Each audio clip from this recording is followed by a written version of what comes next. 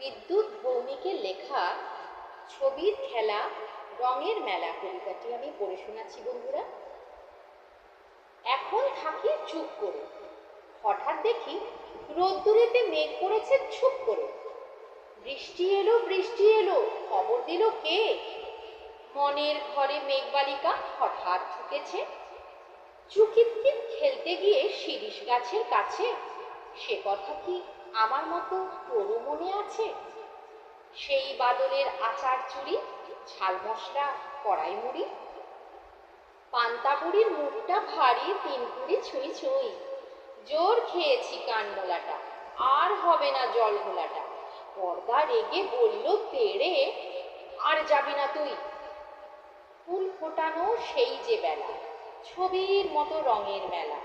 উদাস বাউল গান গেয়ে যায় রাঙামাটির পথে। ওই ফাগুনের সেই রবিবার নতুন করে জাগলো আবার। দক্ষিণ বাতাস আসলো যেন নীল আকাশের রথে। সবুজ মনের বীণার তারে খুশির সকাল জাগে। ফুলের বনে যাই মিশে যাই মনের অনুরাগে। সেই সেদিনের পদ্মপাড়ায় আকাশ ঢাকা সন্ধ্যা তারায়।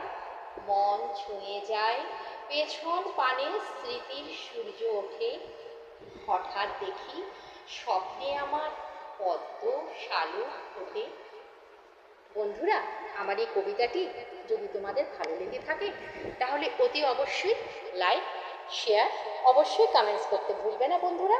আর আমার চ্যানেলটিকে একটু সাবস্ক্রাইব করে দিও। ধন্যবাদ।